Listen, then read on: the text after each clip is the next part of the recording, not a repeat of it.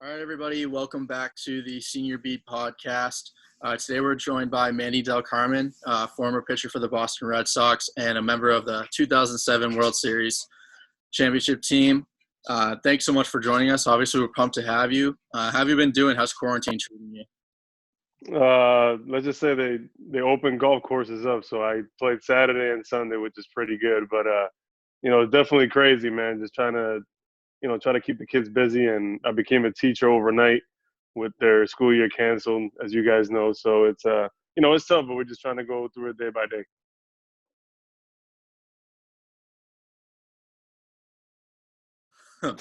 So obviously, we started this for seniors. The whole thing was about, bringing together, people for the seniors and what's going on with the pandemic.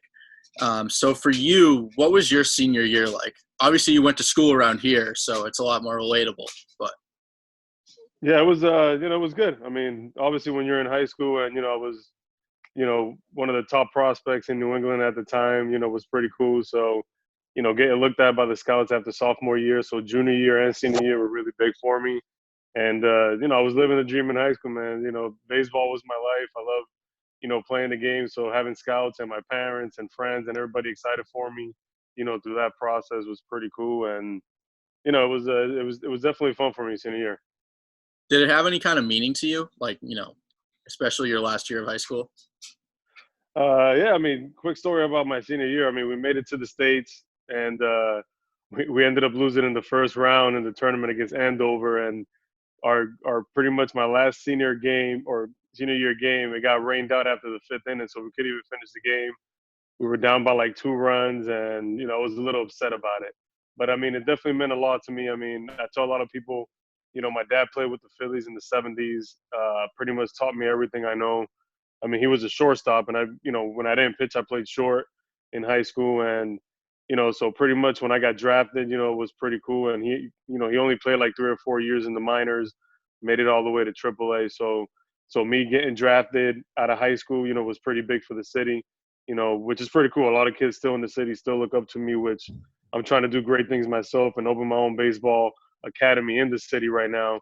Or obviously with the pandemic right now, it kind of slowed everything down, but to give back to the inner city youth, the city that I grew up in Boston, and give back as much as I can. But going back to the question, it's just being able to play baseball and follow my dad's footsteps was all I wanted to do and make it to the big leagues. So we have some questions here about like your career as a whole, and then following your career. What was the transition like from AAA to the pros? Was it a difficult jump? To be honest, I mean, from high school baseball to pro ball was like completely different. Like, I mean, I went from being able to throw baseball every day in high school with no soreness in my arm to signing professional baseball, and you got to play catch every day, throw bullpens every other day. So it's a big step. I mean, the biggest competition that I felt like was in '05 when I started in Double A, and Triple A, is a tough league, but I feel like Triple A was for most guys that are missing something that's keeping them from the big leagues, if you get what I'm saying. And, so being a young guy, they want you to play in every single level. So I went from Double A to Triple A. But the jump from Triple A to the big leagues is not, to me, is not that much of a jump. Obviously, you have more big names in the big leagues, but Triple A is mainly for guys that are missing just one little key component that's keeping them away from a big league uniform.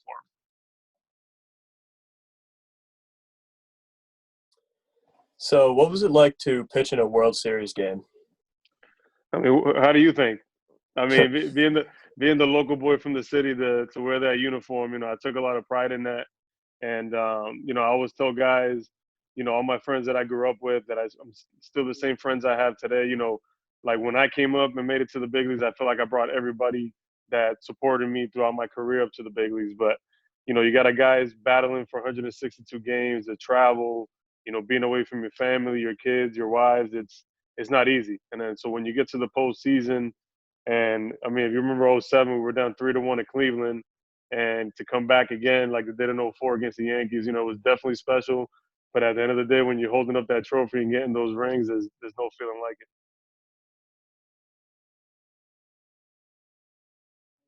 Was there anyone early on in your career who had like a mentor role for you?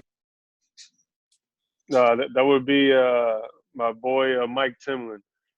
He was obviously right-handed pitcher for the Sox when I was coming up, and every time I would like when I got called up in '05 and then get sent back down to the minors, or he had an injury and came down to AAA, he always talked to me and said, "Yeah, Manny, man, I think you're going to be the guy that gets to the big leagues and takes my job because they're talking good about you. And you're a late inning guy." So when I got to the big leagues, I mean, he sat down and talked to me about mental preparation, like to we'll be in the bullpen and you see us goofing around and joking around for the first 3 or 4 innings, but then after the fourth inning, we would all walk it in, and that was a big part for for Mike Timlin because he would tell me to visualize attacking hitters and to pay a little more attention to how hitters react to your swings. So definitely Mike Timlin had a big role.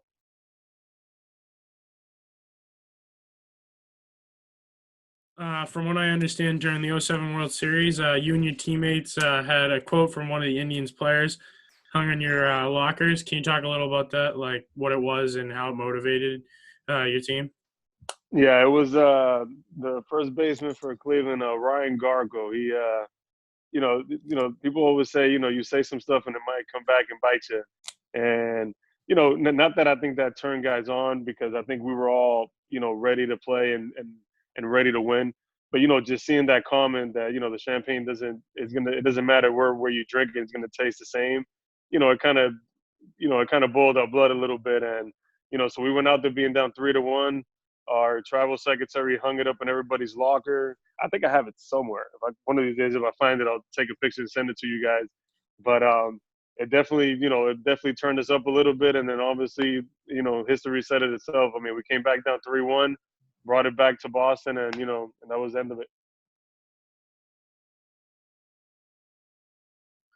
What was it like playing under Terry Francona for majority of your career? Obviously, one of the best managers, the Red Sox, organization ever had. I mean, early on in my career, he gave me all the, confidence in the world to be, a late inning setup guy with Hideki Okajima. And, me and Papelbon came up together, which is pretty cool. And, a lot of guys respected Tito. He, always, we always found a way to win. I mean, obviously, you see the record, you see what he did in Boston. And, I mean, to have a guy like that with the type of team that we had, I mean, it was pretty much a good combination. Yeah, so you talked about being called up or played with Papelbon. What was your relationship like, and what was it like being in the bullpen with him? Well, he might tell you personally that he thinks he's the smartest guy in the world, but he's just a dumb kid from Mississippi. I mean, you see the way he is, with the dancing and the celebrating and how crazy he is. But we got a chance to play together in 2005, '06. We came up together, played a little bit in Double A, Triple A. So we hung out a lot.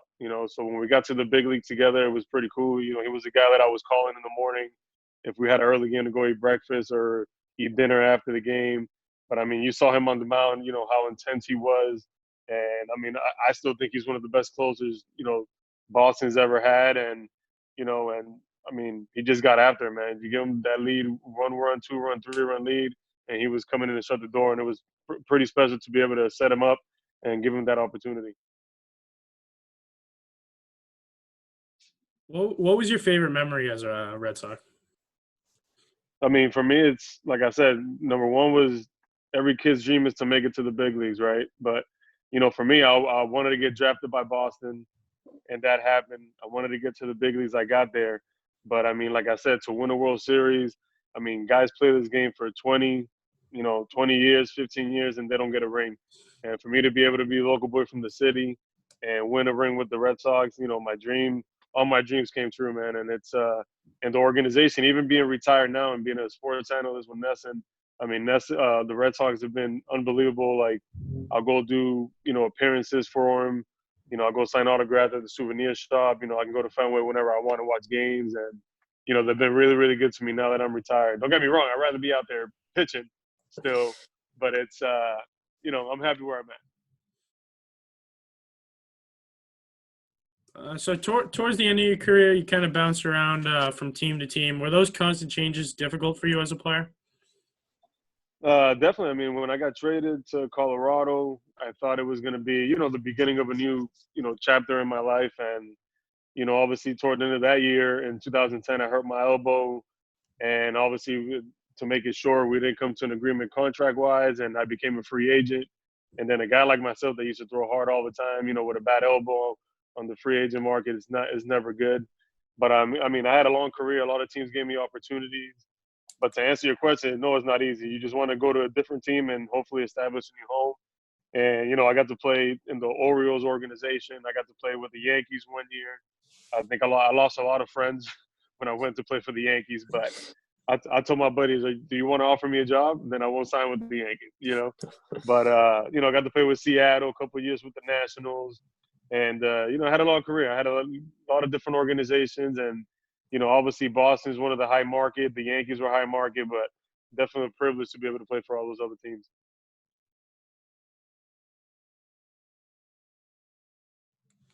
As you've mentioned, you're a Massachusetts native and you grew up watching the Red Sox. What was it like really meaning to you to be able to play for your hometown team?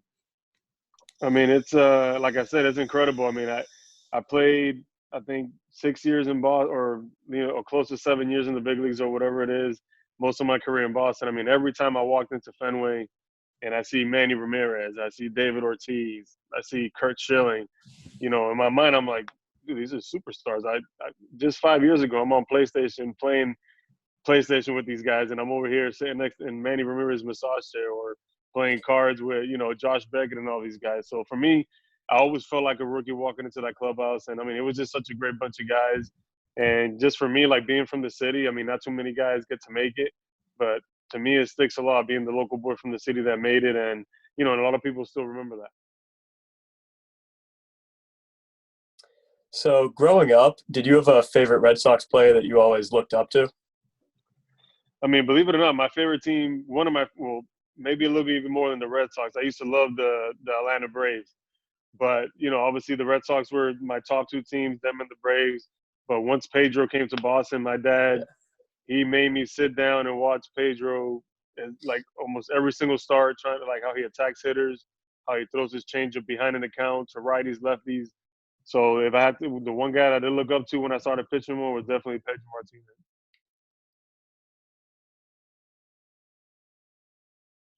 So for you, obviously you're a Boston native. You know Boston sports. Obviously, grew up here. Who would you say is the greatest Boston athlete of all time? Best athlete. That's a good question. I mean, right now, as much as I hated him to see him go and go somewhere else, to do it for 20 years and get hit and come back from injuries, and I'm gonna have to say the GOAT, Tom Brady, man. He's definitely at the top of the list right there, and it was hard to see him go.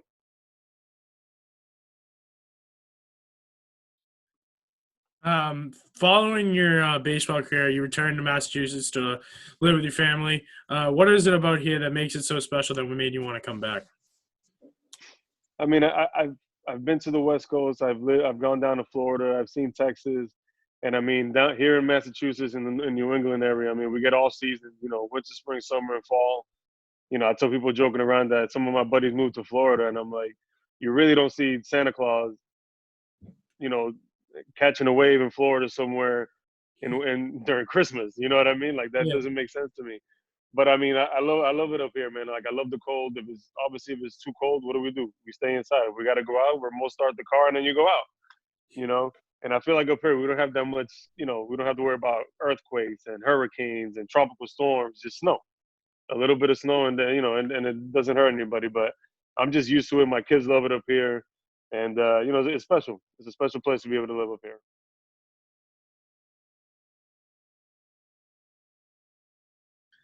So for you, obviously, I'm assuming you probably watch a lot of Red Sox games, but what other Boston team do you enjoy watching the most? I kind of bounce back and forth a little bit. I mean, I watched the Celtics for a long time, and then obviously like Garnett and Allen and everybody just left, and then I kind of shied away from them. I always follow the Patriots. I got into hockey a couple of years ago because I could go to a game and not even pay attention. I don't know what the blue line meant. I don't know why the guys just keep jumping on and off the ice. But once you learn hockey, dude, it's definitely one of the best sports to go watch. And But I mean, before all this happened, you see how good the Bruins were doing, how the Seas were doing, and I mean, this pandemic has just affected a lot of stuff, especially in New England sports, because we had the Bruins doing well and the Seas doing well for the most part, and baseball was right around the corner. So So you kind of mentioned you're starting a baseball academy, but when you were drafted, you were the first draft pick from Boston Public Schools in 34 years. How do you hope with your baseball academy develop the future of baseball in Boston? well, the thing is for me, I mean, my high school team, I could have sworn at least, seven or eight out of those guys would have gotten drafted or, gone to college and then gotten drafted. And, so when I was since my junior year, getting that exposure with all the scouts and the media and stuff in high school, it definitely benefited some other guys on our team.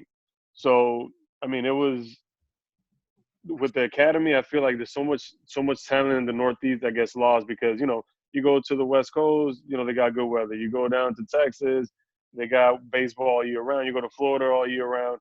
And up north, we only got literally, in high school especially, pretty much maybe 3, maybe 4 months of baseball.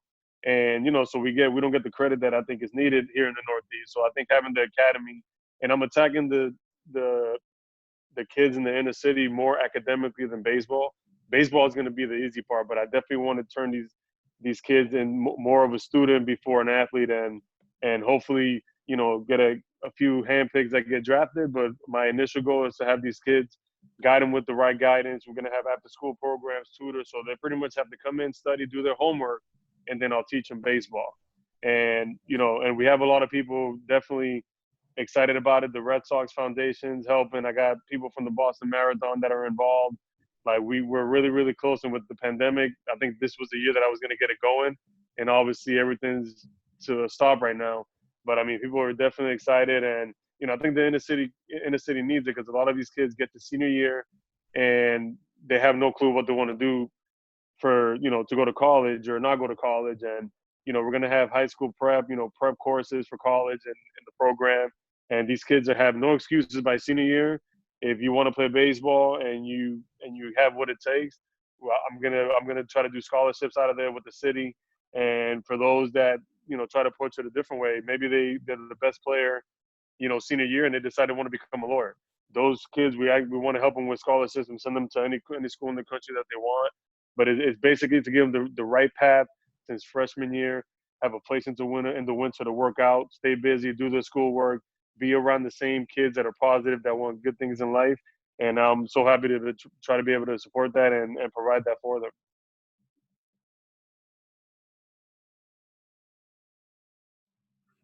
What are your thoughts on the proposal for the shortened 2020 baseball season? I think we need baseball, and but I don't know because right now, let's say they start when they're saying like at the end of June or something. I think they said like early July.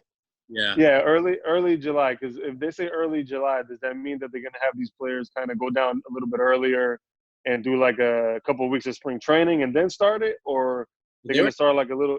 Because it's gonna hurt the players if you just say we're gonna start July 2nd and they don't have any like spring training to get ready. And I know guys are trying to play catch and stay ready now, but it's not the same.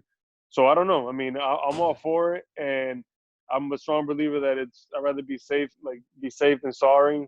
And if it comes down to not having fans in the stands and we got to watch it on TV and the players agree to it, I mean, I know for myself, I love striking somebody out at Fenway of 40-something thousand people and the crowd going wild. That's a big difference. But we'll see what happens. I'm all for it, and if it happens, it happens. If not, I think they'll be in the mode of better safe than sorry. They were talking about having the spring training, like the warm up to the season. They were saying they were just going to have some of the teams just do it in their home ballparks, so they would just do it at Fenway rather than sending it down, to Florida, which would be interesting. And then they were talking about obviously the divisions, AL East and NL East would just play each other. And then it would just be all the regions would just play each other, which would be interesting. Yeah. They're talking about like series of, 4 series of 3 games against each of the NL and AL East teams. Or no, 4 series, 3 games against the AL East teams, and then you would do like the same with the NL. So it would make like a shorter schedule, but I think it'd be interesting. Yeah, it'll be interesting for sure. I mean, for me, it's just the thought of because I mean, did they come down to the bottom? Are the players still getting paid right now? Yeah, they Right. Yeah. are. I'm pretty So sure. so my thing is, so if they don't have a season, which I think they're pushing to do it because, for example, let's say Mookie Betts just got traded to the Dodgers, had a couple of spring training games, and then COVID-19 happens and everything's shut down. So let's say they don't play for the whole season, but Mookie Betts still gets paid. He's gonna get paid $27 million and just wear his uniform a couple games in spring training and then become a free agent at the end of the season. You know what I mean? Mhm. That's kind of crazy to me. So I Well, don't know if they're gonna work something out to where the Dodgers would still have his rights because he'll be a free agent again, or they do the season and then it makes sense because a lot of these guys they sign contracts or are hoping to sign long-term deals, and it affects all these guys. And what about guys that are close to arbitration eligible, and now MLB is giving them a full season if there's no baseball this year, which is crazy, because like guys like me, like I couldn't wait to get on the 40-man roster, and now they're kind of just giving a whole year without even playing, which is crazy. I don't know what they're gonna do. It affects a lot of people, man. It's crazy. So, if you were still playing today, would you be comfortable playing next season? What do you mean? Like with COVID-19, like as a player, would you be fine with that situation? Um, I mean, obviously, we didn't know how serious this was going to be, and not that people took it as a joke. I mean, some guys did joking around, and people got sick in the NBA and stuff like that. But it's, I think they're trying to do everything possible to make life back to normal as slow as possible, but trying to get everybody back to the norm. And I mean, I would be comfortable. I'll be okay if they have guidelines to where obviously you see people with hand sanitizers and wearing masks. And I mean, I don't see myself going on pitching out there with a mask on. You know Yeah. what I mean? But at the same time, I mean, if they do clear to, you know, obviously wash your hands after you use the bat. That's just common sense stuff. If people literally took this as common sense since the beginning, I don't think it's this bad today. And but for me, I would definitely play. Yeah. Do you see the Red Sox being a competitive team this season without Mookie Betts? I mean, they still have a lot of weapons. I mean, a lot of people forget that Rafael Devers had career numbers. He's young. Bogarts did what he did. I mean, JD had a down year, but he still hit like 300, and people are like, "Oh, he's not the same." And I'm like, "Dude, seriously? He still hit 300." And they got Mitch back. I mean, they got Vasquez. I mean, to me, it's always been like, how's the pitching staff gonna respond? And obviously, Chris Sale going down with Tommy John. Evaldi looked good in spring training so far, but he hasn't been healthy. Eduardo, 20 game winner almost, and he was their best pitcher last year. Can he do it again? And then you get rid of David Price, which I think actually adjusted of how to pitch here in Fenway and get through all those bumps, and then they send him out to the Dodgers. So for me, and they still didn't address the bullpen. Like if they got a couple of guys that came in, I don't think it's a solution. Like they need a couple arms in that bullpen because Workman can't do it by himself, and Barnes, he's been so up and down that I don't know. They need somebody else. But I mean, competitive. They do have the pieces to be a competitive team.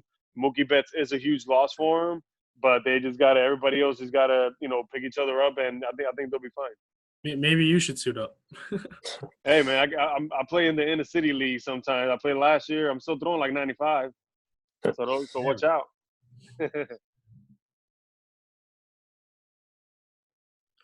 So for you, obviously, you pitched in the major leagues. Obviously you looked up to guys coming up in your career. Who would you pick as the greatest pitcher of all time if you could pick one? If I can pick one, oof. I mean, there's so many out there. Like right now, like I said, my dad had me growing up watching Pedro Martinez. I mean, I got the TV on here in my basement. They were just showing like flashbacks of Pedro, and I mean, to be like 5'8" and be on the mound and pitch like you're 7 feet tall and not be scared of anybody. That was Pedro Martinez, And I mean, but today there's so many good arms. I love watching Strasburg pitch. I like Scherzer. Like Scherzer has no fear. I mean, throws everything with conviction.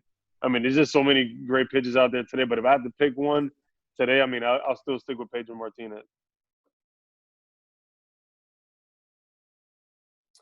So now we're going to get into some questions that our followers submitted. Yep. The first one is, do you think there's a chance Mookie Betts will return next offseason to the Red Sox? I'm not going to say it's not possible. I mean, it's, he went to the Dodgers. I mean, for them to go through arbitration with him and he went, or, and they give him $27 million, they just couldn't come to a conclusion yet, or to the right number. So him going to the Dodgers for a year, if the Dodgers don't offer him, which I think they will, but if the Red Sox offer him more money or whatever it is, or the contract is structured a little bit different, I mean, it's a possibility that he definitely can come back.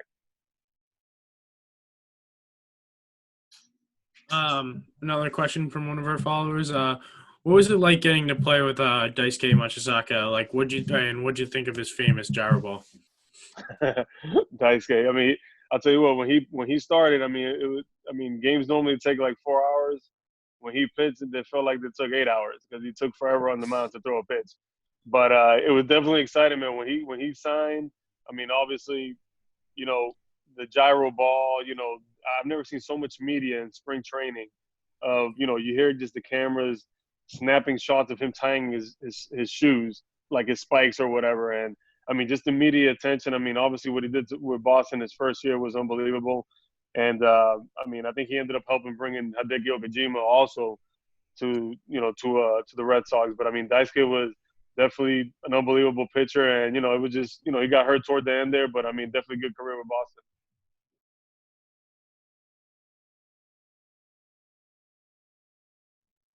So for you, what would you say the energy was like in the clubhouse during the 07 World Series run? I mean, the thing is, if people could actually go in there, you'd think that everybody's jumping off the walls. Like everybody's like chill. Every team, and I got lucky. I got called up in 05.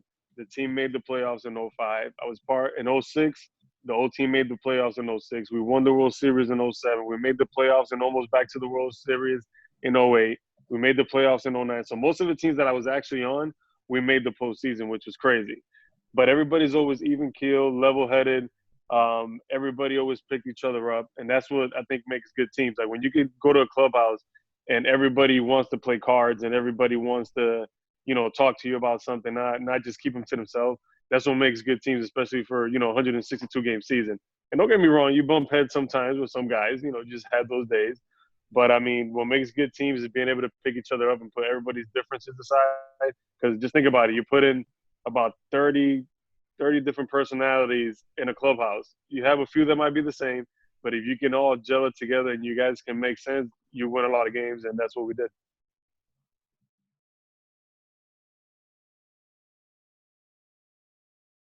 All right, so just to kind of bring it full circle with the whole senior thing, if there was anything you could tell the seniors who are going through this pandemic and losing their senior year right now, what would you tell them? Just keep your heads up. I mean, I know it's a tough situation, and I mean, I just can't imagine. I mean, I know some places are trying to do like a outdoor graduation, and I was thinking about this like before I talked to you guys, and like the prom and all the stuff that you guys look forward to as seniors. I mean, just know it's just something that happened that is part of life. I mean, it's not your fault, and so just keep working hard at whatever it is. Try even harder right now to try to get to whatever college you're going or whatever career path you're trying to take, because I know it's a tough situation and it stinks right now, but everybody's definitely trying to do the best they can to get us back to the norm. And hopefully at least you guys get a graduation and something happens when they can do a prom for you guys or something. But I just wish you guys nothing but the best, man. Thank you. Thank you. And that just about wraps up tonight's episode. Thank you to Manny Delcarmen for taking the time to do this interview with us. Thank you to everyone who's listening. And as always, be sure to follow us on Instagram at @offbeat_sports and subscribe to our YouTube. All right. Thank you, Manny. Thanks, Thank you. guys.